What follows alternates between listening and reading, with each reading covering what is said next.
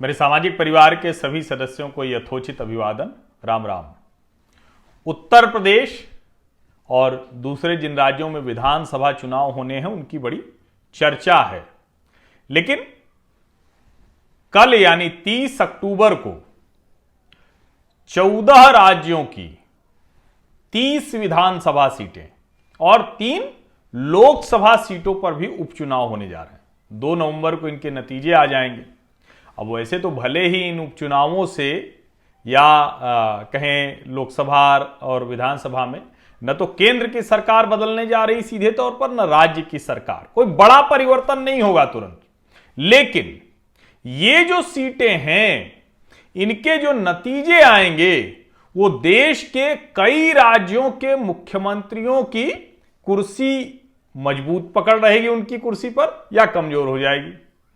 उनका जो पूरा राजनीतिक भविष्य है वो कुछ बढ़ेगा आगे या पीछे चला जाएगा, ये सब तय होने वाला है। और इसमें बड़े दिग्गज मुख्यमंत्री हैं। हेमंत बिश्व शर्मा हैं, मनोहर लाल खट्टर हैं, शिवराज सिंह चौहान हैं, भाजपा के जयराम ठाकुर हैं, जो मिलीजुली सरकार चल रही है महाविकास अघाड़ी की, उद्धव ठाकरे हैं, शरद पवार सोनिया जी की भी प्रतिष्ठा हाथ लगी हुई है। और इसके अलावा पूर्व मुख्यमंत्री भी कहीं, हरियाणा के दिग्गज नेता ओम प्रकाश चौटाला, उनकी भी प्रतिष्ठा फंसी हुई है। कर्नाटक के दिग्गज मुख्यमंत्री बीएस येदियुरप्पा, उनकी भी प्रतिष्ठा फंसी हुई है। ऐसे ये उपचुनाव हैं। जो 3 लोकसभा सीटें हैं उसमें मंडी से भाजपा सांसद रामस्वरूप शर्मा, खंडवा से भाजपा सांसद नंद कुमार सिंह चौहान और दादरा नगर हवेली से निर्दलीय सांसद मोहन डेलकर का निधन हुआ, उसकी वजह से यह चुनाव हो रहा है।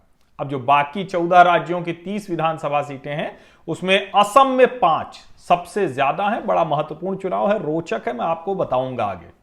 पश्चिम बंगाल में 4, मध्य प्रदेश, हिमाचल प्रदेश और मेघालय में 3, बिहार, कर्नाटक, राजस्थान 2 विधानसभा सीटों को उपचुनाव है।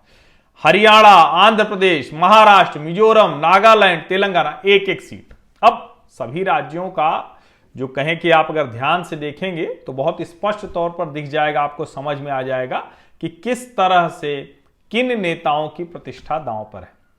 लेकिन सबसे पहले बात कर लेते हैं असम की। 5 विधानसभा सीटों पर उपचुनाव है और बड़ा रोचक है कि ये जो 5 विधानसभा सीटें हैं इसमें बोडोलैंड की गोसाईगांव और तामुलपुर, यहां से बीपीएफ विधायक मजेंद्र नगरी और यूपीपीएल के लेहोराम बोरो, इनके निधन से ये दोनों रिक्त हो गई, तो अब यहां फिर से है।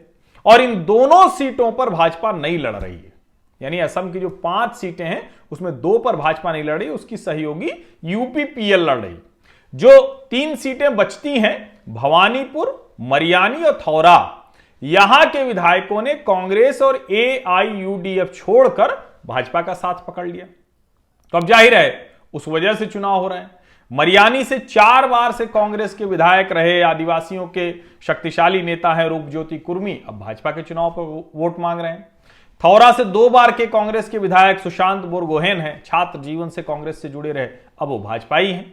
थौरा और मरियानी में सबसे बड़ा मुद्दा क्या है, जो एथनिक कल्चर कहते हैं, क्लैश कहते हैं, स्थानीय संस्कृति कहते हैं, वो बहुत बड़ा मुद्दा है। और भवानीपुर से जो विधायक फणिधर तालुकदार, ये तो बदरुद्दीन अजमल की पार्टी से थे, विधायकी छोड़कर अब भाजपा के जरिए पहुंचना चाह रहे हैं। कांग्रेस ने कहा कि बदरुद्दीन अजमल भाई अब फिर से वो हो गए हैं कम्युनल। अभी वो थोड़ा सा ठीक हुए थे चुनाव में, लेकिन जब देखे कि कोई फायदा नहीं है ऐसा सेकुलर होने से, तो उनको कम्युनल बना दिया। अब सवाल ये है कि 5 सीट पर कांग्रेस लड़के क्या कुछ जीत पाएगी क्या? और जो बदरुद्दीन अजमल हैं वो अपनी स्थिति जानते हैं, तो इसलिए से 2 सीट पर लड़ रहे हैं, भवानीपुर और गोसाईगांव। अखिल गोगोई एक्टिविस्ट हैं, वहां अपना एक संगठन बनाया हुआ था, उस संगठन के जरिए वो लगे हुए थे, तो वो भी 2 सीटों थौरा और मरियानी से मैदान में है। एंटी-सीए प्रोटेस्ट की वजह से जाने गए थे, तो अखिल गोगोई भी लड़ेंगे यहां से। मरियानी से जो कहें कि थौरा और मरियानी दोनों सीट अगर भाजपा जीत गई, तो चूंकि दोनों कांग्रेसी हैं, भाजपा में आए हैं, तो हेमंत बिश्व शर्मा की ताकत बहुत बढ़ जाएगी। और एक जो कहा जा रहा है कांग्रेस से भाजपा में लोग आ रहे हैं, वो रणनीति भी ठीक मानी जाएगी।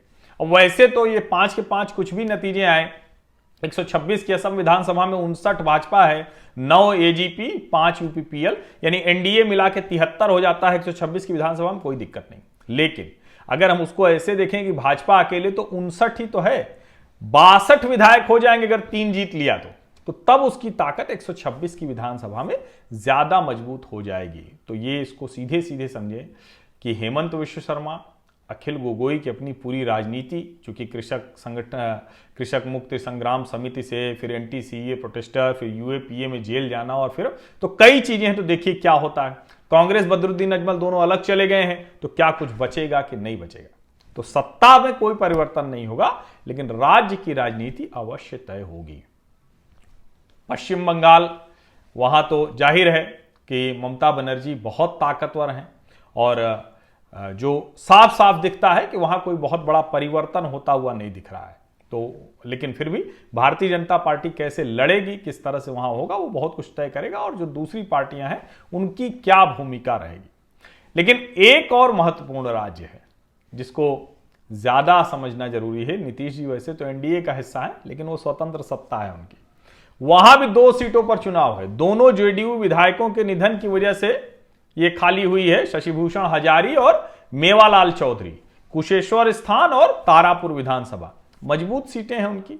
अब यहां भी 243 की विधानसभा में 126 एनडीए के विधायक हैं, लेकिन 126 नहीं है वो, उस 126 में नीतीश जी के साथ भाजपा है और 2 और लोग हैं, जीतन राम मांझी की हम और मुकेश सहनी की वीआईपी। तो ऐसे में 2 विधायकों की जो संख्या है बड़ी महत्वपूर्ण हो जाएगी। दोनों जीतना जनता दल यूनाइटेड के लिए बहुत आवश्यक है। लालू जी भी पूरी ताकत लगा रहे हैं, गए कहे विसर्जन कर देंगे नीतीश का। नीतीश ने कहा गोली मरवा सकते हैं और तो कुछ करेंगे नहीं। फिर ये भी याद दिलाया कि शाम के अंधेरे के बाद निकलना मुश्किल हो जाएगा, याद रखिएगा। तो ये भी बड़ा महत्वपूर्ण है। ये चूंकि तारापुर विधानसभा से 2 दशक से नीतीश जी की पार्टी का वर्चस्व रहा है। अब चूंकि भाजपा का साथ होता है तो जो सवर्ण मतदाता है, दूसरे वोट हैं, वो आ जाते हैं, फिर जो नीतीश जी का अपना वोट बैंक कुल मिला के जीत जाते हैं। इस बार जनता दल यूनाइटेड से कुशवाहा जाति से राजीव कुमार सिंह लड़ रहे हैं। राष्ट्रीय जनता दल ने वैश्य प्रत्याशी बनाया है, इसीलिए कि कुछ तो टूटे कुछ कटे, भाजपा और नीतीश में जो संघर्ष चलता रहता है अंदर खाने, उसका कुछ हो। तो अब देखिए क्या होता है। लोक जनशक्ति क्या कर रही, उसने भी वहां उतार दिया है राजपूत प्रत्याशी चंदन सिंह को कि चलो थोड़ा तो कुछ हो। 7,500 मतों से जीते थे यहां जो जनता दल यूनाइटेड के विधायक बने थे। और इसी तरह से अगर हम दूसरी बात करें कुशेश्वर स्थान, तो यहां 7,000 मतों से जीते थे शशिभूषण हजारी। अब उनके बेटे को टिकट दिया है कि सहानुभूति मत मिलेगा। कांग्रेस ने यहां पूर्व विधायक अशोक राम के बेटे अतिरेक कुमार को मैदान में उतारा है। अतिरेक कुमार ही हारे थे क्योंकि दोनों मिले हुए थे। तो अब देखिए क्या स्थिति होती है, क्योंकि राजद ने यहां से गणेश भारती को मैदान में उतार दिया है। एक और बड़ा महत्वपूर्ण राज्य है कर्नाटक। बीएस येदियुरप्पा लिंगायतों के बड़े नेता, अब सत्ता में नहीं है, उनका बेटा वहां राजनीति में कैसे उसको बढ़ाएं उसकी वो कोशिश कर रहे हैं। बोम्मई साहब मुख्यमंत्री हैं। दोनों जो विधानसभा उपचुनाव है सिंदगी और हंगल, क्या होगा, क्योंकि दोनों लिंगायत बहुल है। तो यहां भी जैसे नतीजे आएंगे उससे तय होगा। और बड़ा दबाव बना के एक विधानसभा का प्रभारी बीएस येदियुरप्पा ने अपने बेटे को बनवा लिया था। हिमाचल की बात करें तो एक लोकसभा सीट यहां से जो जिसको हम कहते हैं कि मंडी बड़ी महत्वपूर्ण लोकसभा सीट रही, वहां से जो पूर्व मुख्यमंत्री वीरभद्र सिंह की पत्नी प्रतिभा सिंह लड़ रही कांग्रेस टिकट से। और सांसद राम स्वरूप शर्मा का निधन हुआ तो भाजपा ने यहां से ब्रिगेडियर खुशाल चंद्र ठाकुर, युद्ध सेवा मेडल इनको मिला हुआ है, तो उनको उतार दिया। 3 जो विधानसभा सीटें हैं वो हैं फतेहपुर, जुब्बल कोटखाई और अरक्की। तो सीधा मुकाबला है, लेकिन ये तय होगा कि भारतीय जनता पार्टी जो देखती है अगर मुख्यमंत्री भी कमजोर हो रहा है तो हटा देती है। उत्तराखंड तो अद्भुत उदाहरण है, गुजरात हमने देखा, कर्नाटक हमने देखा, तो हिमाचल और मध्य प्रदेश भी उस लाइन में है। तो कहीं कुछ हो ना जाए तो ये जयराम ठाकुर को सुनिश्चित करना पड़ेगा। तो एक तरह से कहें कि ये सत्ता परिवर्तन से ज्यादा जो वहां नेता हैं जो मुख्यमंत्री की कुर्सी पर हैं उनके ऊपर ज्यादा जाता है। मध्य प्रदेश की भी बात कर लें, शिवराज सिंह चौहान अपनी ताकत बनाए हुए हैं, सक्रिय रहते हैं, लेकिन अब वहां भी 1 लोकसभा और 3 विधानसभा है। क्या होगा ये भी देखने की बात होगी, क्योंकि जिस तरह से चीजें वहां चल रही हैं वो बड़ा देखने की बात होगी। जो खंडवा की लोकसभा सीट है ज्ञानेश्वर पाटिल लड़ रहे हैं, और जो कांग्रेस ने राम नारायण पूर्णिक उतार दिया है वहां से। रायगांव, पृथ्वीपुर और जोबट ये विधानसभा है, देखिए उसमें क्या होता है। और ये शिवराज सिंह चौहान की ताकत भी दिखाएंगे, साथ में ये भी दिखाएंगे कि कैसे जो पार्टियों से इधर से उधर कांग्रेस से भाजपा लोग कर रहे हैं वो कौन कितना रणनीतिक तौर पर सफल है। एक और राज्य बात कर लेते हैं, ये बड़ा महत्वपूर्ण है, इसकी चर्चा कम होती है, तेलंगाना। चूंकि तेलंगाना राष्ट्र समिति यानी चंद्रशेखर साहब तो बहुत मजबूत है, लेकिन भारतीय जनता पार्टी में अभी एक उपचुनाव हुआ था दुब्बका का, दुब्बका उपचुनाव जीत गई भाजपा।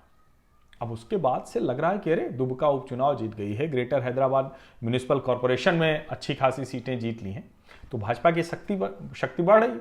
और चंद्रशेखर के बड़े नजदीकी थे जो उनके बहुत नजदीकी मंत्री थे, तो वो अब चले गए हैं, जो हजूराबाद विधानसभा से विधायक हुआ करते थे, तो वो चले गए हैं भारतीय जनता पार्टी में।